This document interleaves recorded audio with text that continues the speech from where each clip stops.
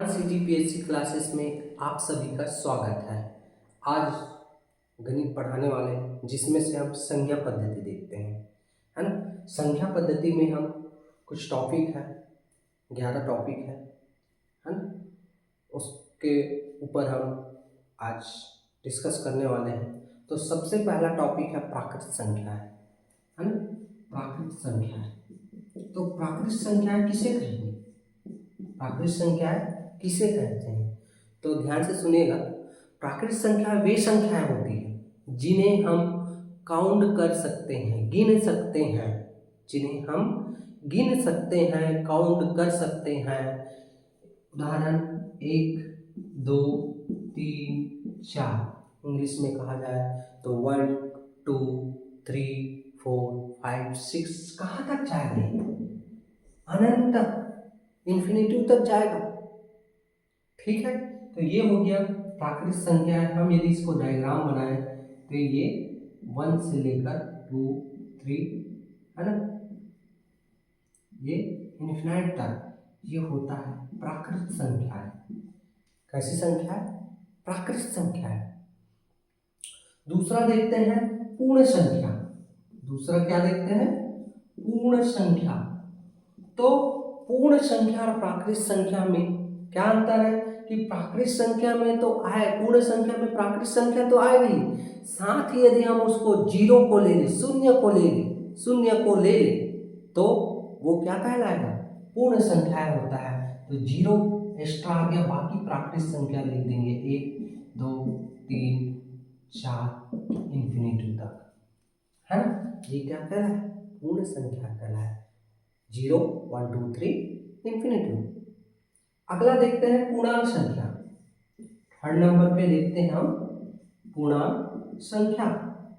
पूर्णांक संख्या किसे कहेंगे, तो पूर्णांक संख्या में 0, 1, 2, 3 इन्फिनिटी रहेगा, साथ ही साथ इन्फिनिटी से हम वापस आएंगे माइनस की ओर, इन्फिनिटी फिर माइनस डैश डैश डैश 4, -3, -2, -1 जो संख्या रेखा देखते हैं ना, एक संख्या रेखा आता है ऐसे, ठीक है।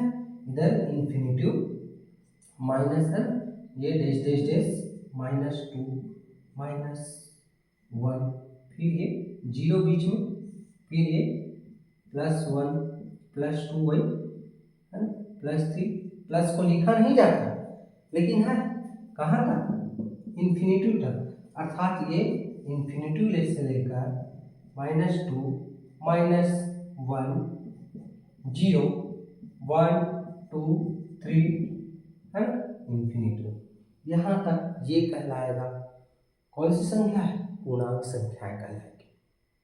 समझ में आ रहा है, तो हम यहाँ पास पूर्ण संख्या भी बना लेते हैं। ये 0 आ गया, ये पूर्ण संख्या है, साथ ही यहाँ पर हम पूर्णांक संख्या लिख लेते हैं।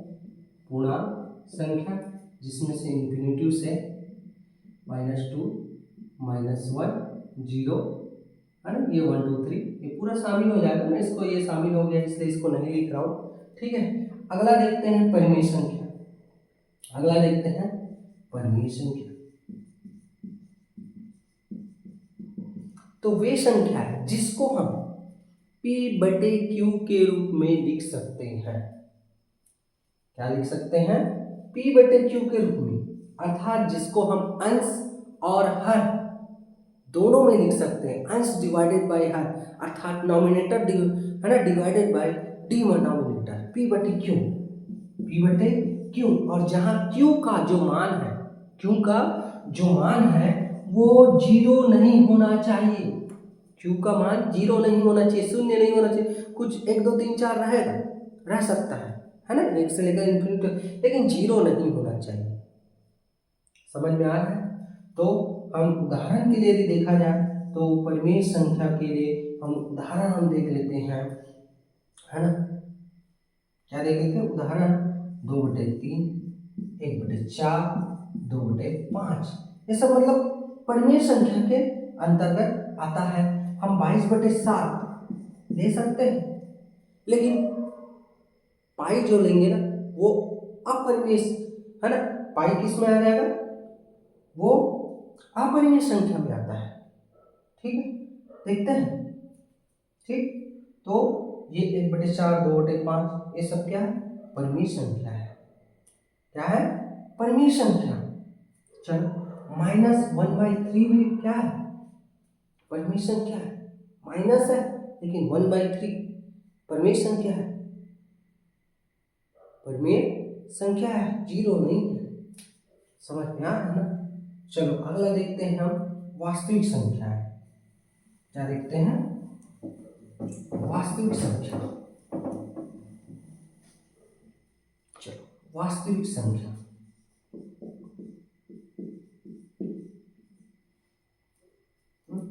ये हम देख लेते हैं, इसको आगे बढ़ा देते हैं। परिमेय संख्या 2/22/7 -1/2/3 इस प्रकार का। वास्तविक संख्या, तो वास्तविक संख्या किसे कहेंगे? है ना? वास्तविक संख्या किसे कहेंगे? तो हम वास्तविक संख्या के पहले हम अपरिमेय संख्या पढ़ लेते हैं, है ना? अपरिमेय संख्या, तो अपरिमेय संख्या जो रूट के रूप में, क्या रूट के रूप में, √2, √3, ये कैसी संख्या है? अपरिमेय संख्या, है ना? या जिसको हम p/q के रूप में लिख नहीं सकते, जिसको हम p/q के रूप में हम लिख नहीं सकते हैं, वह संख्या है अपरिमेय संख्या कहलाता है। √2, √3, यहाँ पर पाई ये अपरिमेय संख्या है, जबकि 22/7 परिमेय संख्या है। समझ में आ रहा है? यहाँ पर पाई कैसा संख्या है? अपरिमेय संख्या, लेकिन पाई का वैल्यू 22/7 परिमेय संख्या है। क्या संख्या है? परिमेय संख्या है। समझे? इसी प्रकार यदि हम 7.2323 ये रिपीट वाला है ना? दशमलव के बाद 2 संख्या, 3 संख्या रिपीट होता है, वो भी परिमेय संख्या के अंतर्गत आता है। अब वास्तविक संख्या की ओर चलते हैं, तो परिमेय संख्या अर्थात ये पूरा आ जाएगा परिमेय संख्या, और ये अपरिमेय संख्या दोनों को मिला दिया जाए, है ना? वास्तविक संख्या में परिमेय संख्या और अपरिमेय संख्या दोनों को मिला दिया जाए, ये सभी मिलकर के वास्तविक संख्या कहलाता है। समझ में आ रहा है? वास्तविक संख्या कहलाता है। ठीक है, यहाँ पास अपरिमेय संख्या में पुनः हम एग्जाम्पल के लिए √2, √3 लिखे, लेकिन -√2, -√3, माइनस रूट के बाहर माइनस हो तो ये अपरिमेय संख्या के अंतर्गत आता है। लेकिन अगला संख्या है, अगला कॉन्सेप्ट है काल्पनिक संख्या। क्या है? काल्पनिक संख्या। तो काल्पनिक संख्या वे संख्या है जिसको हम कल्पना करते हैं। काल्पनिक संख्या जिसका कोई अस्तित्व न, कल्पना करते हैं। क्या करते हैं? कल्पना। जैसे ये जो -√2 है ना, ये माइनस रूट के अंदर चला जाए, √-2, √-3, है ना? √-4, रूट बोलता √-4, ऐसा। तो ये क्या कहलाएगी? काल्पनिक संख्या कहलाएगी। क्या कहलाएगी? काल्पनिक संख्या कहलाएगी। अब 3 और संख्या बच गया है, सम संख्या, विषम संख्या और सहभाज्य संख्या, है ना? ये 3 संख्या को और पुनः बता देते हैं। सम संख्या वे संख्या है जो 2 से पूर्णतः भाग चला जाए, शेष फल कुछ न बचे।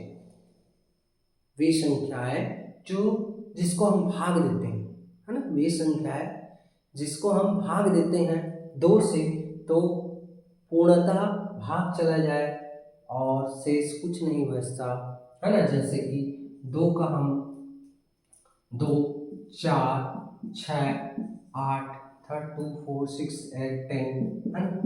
ये 2 के वैल्यू इंफिनिटी तक जाएगा। उसी प्रकार विषम संख्या वे संख्या है जो 2 से भाग नहीं जाता, 2 से पूर्णतः विभाजित नहीं होता, शेष फल कुछ न कुछ बचे, वो संख्या है क्या कहलाता है? विषम संख्या। 1, 3, 5, 7, इसमें भी 2 का गैप रहता है। ठीक है, ऐसा भाग दो 2 से, कुछ न कुछ शेष बचेगा। अगला है सहभाज्य संख्या। क्या है? सहभाज्य संख्या। सहभाज्य संख्या अर्थात सहभाज्य, साथ साथ अभाज्य। सह मतलब साथ, अभाज्य मतलब दोनों के जोड़ी को यदि देखेंगे तो उस जोड़ी में एक के अलावा कोई कॉमन नहीं रहेगा। यदि उस जोड़ी में देखा जाए तो यदि हम उनमें से कोई चीज बाहर निकालना चाहे किसी संख्या को तो बाहर नहीं निकलेगा। समझ में आ रहा है? वे संख्या है सहभाज्य संख्या कहलाती है। जैसे देखिए 2 और 3, 2 और 3 ये सहभाज्य संख्या। इसमें कॉमन देखो 2 और 3 में, है ना? 2 और 3 में कॉमन देखोगे तो ये सहभाज्य संख्या है। 2 को आप बोलोगे कि सम संख्या है या अभाज्य संख्या है, ये विषम, है ना? ये सम अभाज्य संख्या है, विषम अभाज्य संख्या है, लेकिन हम इन दोनों का जोड़ी बनाए तो सहभाज्य संख्या है। उसी प्रकार 3, 4 ये सहभाज्य संख्या है। इसमें कॉमन देखा जाए तो एक के अलावा कोई कॉमन नहीं निकलता। उसी प्रकार 4, 9, 4 और 9 की जोड़ी, उसी प्रकार 13 और 20 की जोड़ी, ये कैसी संख्या है? सहभाज्य संख्या है। कैसी संख्या है? सहभाज्य संख्या है। इस प्रकार हम आज संख्या पद्धति का, है ना, कुछ संख्याएं हैं विभिन्न प्रकार के, इनको परिभाषित करते हुए इनका एग्जाम्पल देखे हैं, है ना? यदि आप लोग को हमारा पढ़ाया हुआ कंटेंट अच्छा लगा हो तो बिल्कुल लाइक कीजिए, शेयर कीजिए और सब्सक्राइब कीजिए। बहुत बहुत धन्यवाद।